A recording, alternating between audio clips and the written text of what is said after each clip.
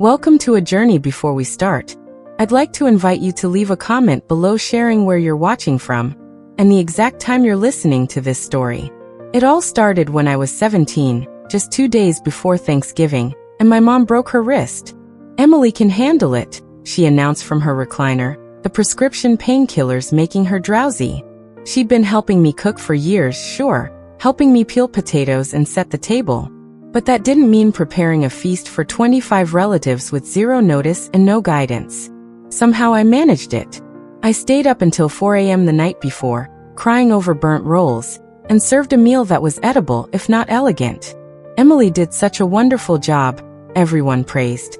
"You're so lucky to have such a capable daughter." Mom beamed as if she'd trained me personally.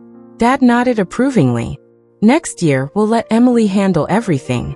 She's clearly got a gift for this." I was exhausted, stressed, and had missed the entire holiday while frantically cooking and serving. But the praise felt good. Being useful felt good. Being needed felt like love. That was 18 years ago. Every Thanksgiving since, I've been the designated chef for our massive family gathering. What began as emergency help became a permanent expectation. The guest list grew from 25 to 30 plus as cousins married and had children. But my role remained the same: to single-handedly prepare a restaurant-quality feast while everyone else enjoyed the holiday. Emily's Thanksgiving became the family brand. Relatives would rave about Emily's famous stuffing and Emily's perfect gravy.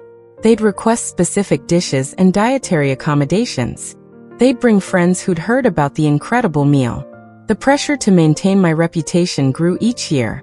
Nobody ever offered to help. Oh, they'd make token gestures. "Let me know if you need anything." But they'd disappear when I actually asked. They'd wander into the kitchen while I worked, sampling food and offering unhelpful commentary, but scatter when I suggested they could chop vegetables or stir something.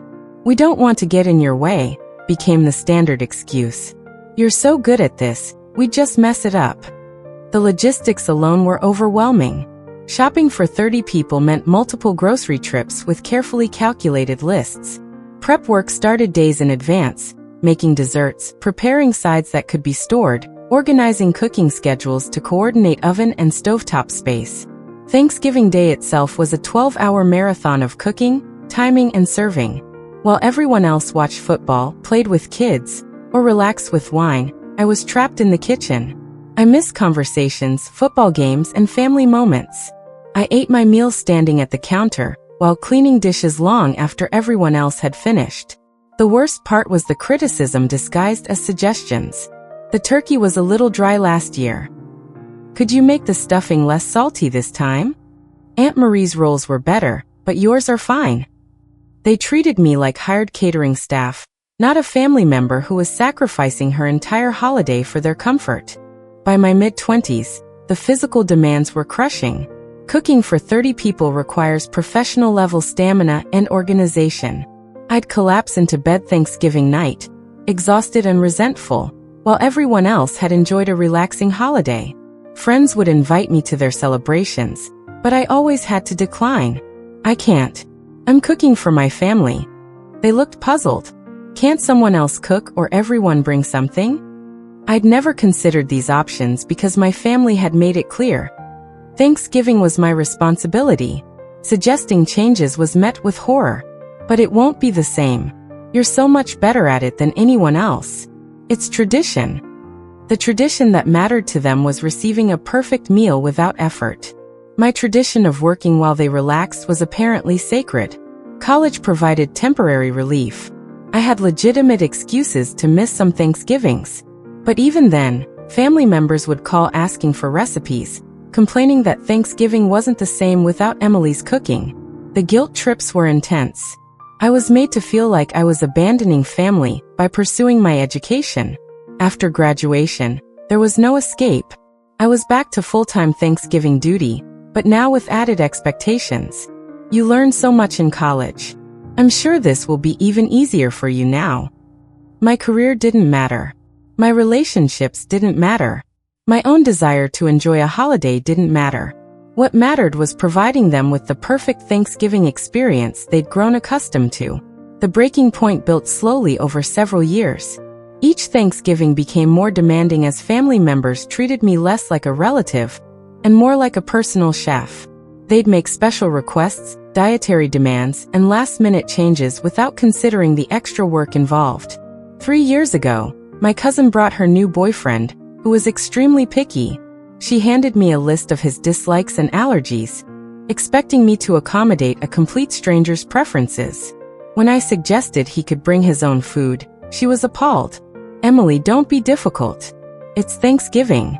Can't you just make sure there's something he can eat?" 2 years ago, my brother's wife decided to go gluten-free and expected me to prepare separate versions of every dish. When I explained that would double my workload, she accused me of being unsupportive of her health journey. Last year was the final straw. Dad handed me a list of 32 people just 3 days before Thanksgiving. A few more than I'd planned for. "Some folks are bringing friends," he explained casually. "I told them you wouldn't mind." I stood in my kitchen staring at that list, calculating the additional groceries, prep time, and stress. "I do mind," I said quietly. "What?" "I mind. I can't cook for 32 people with 3 days' notice." Dad looked genuinely confused. "Emily, you've always handled whatever we've thrown at you. What's different now?" What was different was that I was 34 years old and had spent 18 Thanksgivings working while everyone else celebrated. What was different was that I'd never had a relaxing holiday with my own family.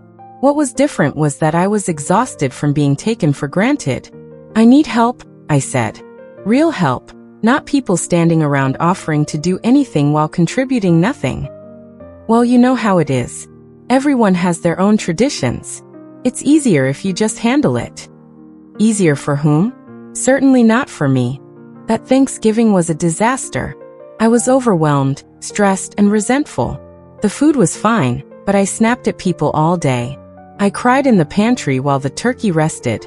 I served dinner with red eyes and a fake smile, then locked myself in my room afterward.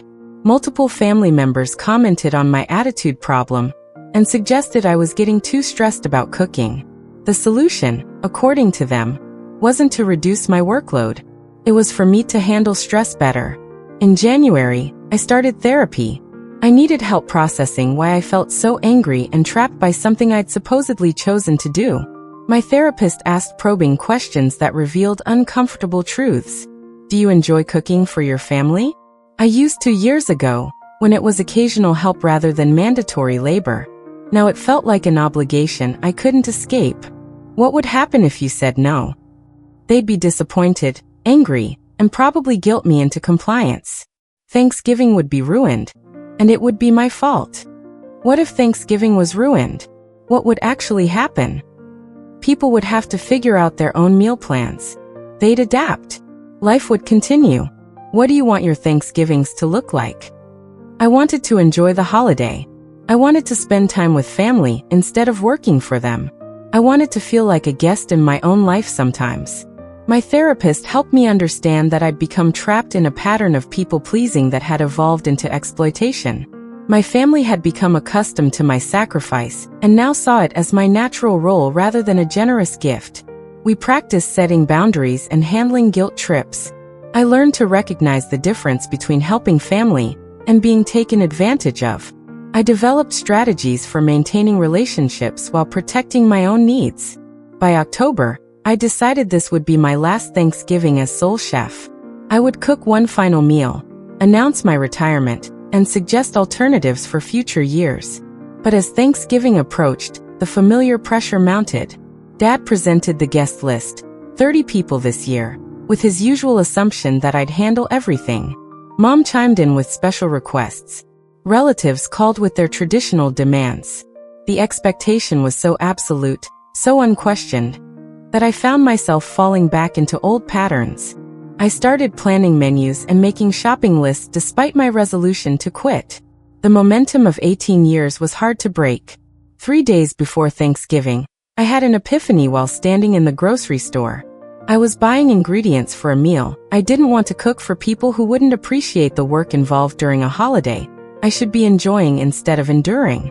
I abandoned my cart and went home. That evening, I called my best friend from college. "Are you doing anything for Thanksgiving?" Flying to Portland to visit my sister. Why? Can I come with you? She was surprised but delighted. Of course. But what about your family's big dinner? Aren't you cooking for like 50 people? 30. And no, I'm not cooking for anyone this year. Booking a last-minute flight was expensive, but it felt like buying my freedom. I packed quickly, left my kitchen empty, and prepared for the confrontation that would inevitably come. Wednesday evening, Dad called with final details. Cooking starts at 4 a.m., right? Uncle Bob's bringing his new girlfriend and she's vegetarian, so make sure there are plenty of options for her. Oh, and Cousin Jennifer's kids are all going through picky phases, so maybe some plain pasta as backup. Actually, Dad, I won't be cooking tomorrow. Long pause. What do you mean? I mean, I'm not cooking Thanksgiving dinner. I'm going out of town. Emily, this isn't funny. 30 people are expecting dinner. Then 30 people need to figure out alternative arrangements. You can't just abandon the family. It's Thanksgiving. I'm not abandoning anyone. I'm taking a break from being the unpaid caterer. The conversation escalated quickly. Dad was angry, then panicked, then furious again. He cycled through guilt trips, accusations, and desperate pleas. How could I be so selfish? Didn't I care about family? What were they supposed to do now? I stayed calm, just like my therapist had taught me. You could order catering. You could make it potluck. You could go to a restaurant. You could ask someone else to host. Families across America manage Thanksgiving without having one person do all the work. But you're so good at it. And everyone's counting on you. Everyone's counting on me to sacrifice my holiday for their convenience. That's not fair and I'm done with it. I hung up before he could respond. My phone immediately started buzzing with calls and texts from other family members who'd been alerted to the crisis. I turned it off. Thursday morning at 3 a.m., instead of starting turkey prep, I was in an Uber heading to the airport. Instead of calculating cooking times and oven schedules, I was buying coffee and settling into my window seat.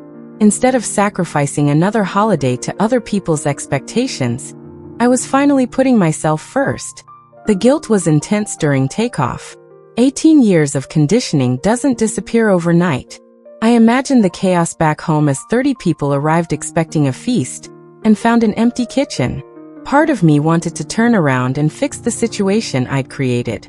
But a bigger part of me felt free for the first time in decades. Portland was beautiful. My friend's sister had a small gathering, just 8 people, where everyone contributed something. I brought wine and helped with cleanup. Afterward, we played board games, took walks, and actually enjoyed each other's company instead of just consuming food someone else had prepared.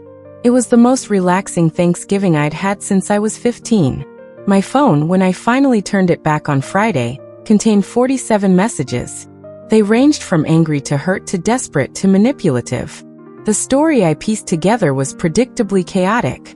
The family had gathered Thursday, expecting their usual feast. When they realized I wasn't there and no food was prepared, panic ensued. Some people left to find restaurants, most were closed. Others raided my parents' pantry for whatever they could find. A few relatives went to grocery stores and bought pre-made dishes. They ended up with a hodgepodge meal of store-bought turkey, instant mashed potatoes, canned vegetables, and frozen pies. It was, according to multiple messages, a disaster and the worst Thanksgiving ever. Several family members blamed me for ruining the holiday. Others were hurt that I'd left without warning. A few were angry that I'd abandoned family during a time when we're supposed to be together.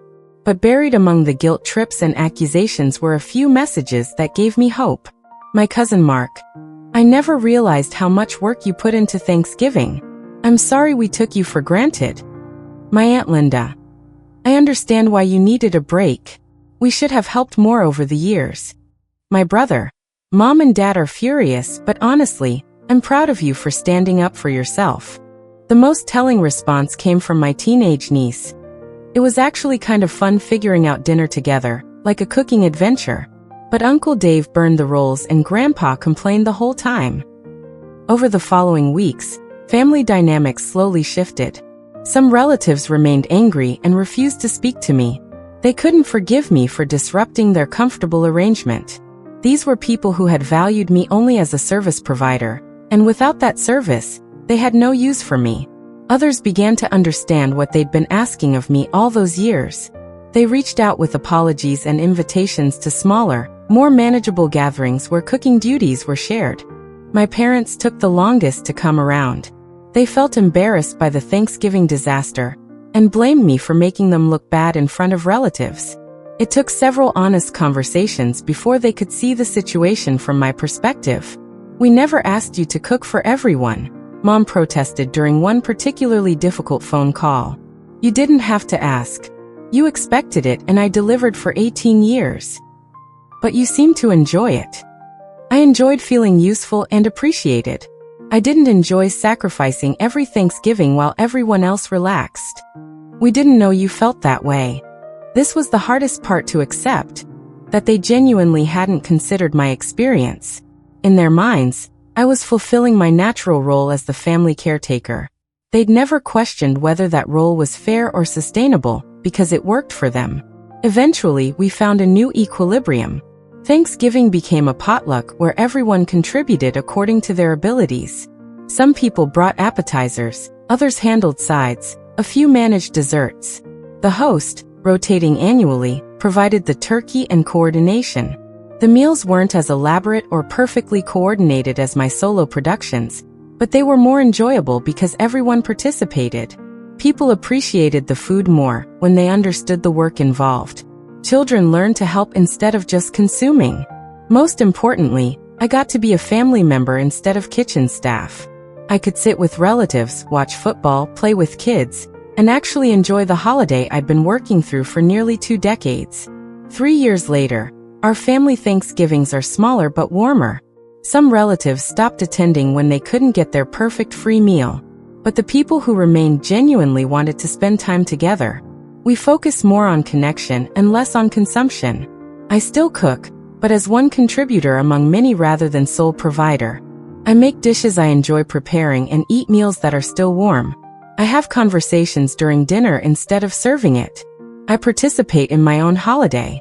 The Portland trip became an annual tradition. My friend and I alternate between visiting her family and exploring new cities during Thanksgiving week. It's my reminder that holidays can be about joy and discovery rather than obligation and exhaustion. My family now understands that my presence at their gatherings is a choice, not a given. That makes the time we spend together more meaningful because it's based on mutual enjoyment rather than one-sided service. Looking back, I realized that my Thanksgiving rebellion wasn't about abandoning family. It was about saving it. The old system was unsustainable and unfair. By refusing to continue enabling it, I forced everyone to find a better way. The people who truly cared about me adapted and apologized. The people who only valued my labor revealed their true priorities by cutting contact. Either way, I learned who my real family was. Today, I'm grateful for many things on Thanksgiving. The family members who love me as a person, not a service provider. The confidence to set boundaries even when it's difficult. The freedom to enjoy holidays instead of enduring them. And the knowledge that choosing yourself isn't selfish, it's necessary. Sometimes the most loving thing you can do for your family is refuse to let them take advantage of you. It forces everyone to grow into healthier patterns and more authentic relationships. My kitchen is no longer a prison, and Thanksgiving is no longer a source of dread. That's worth more than any perfectly prepared feast.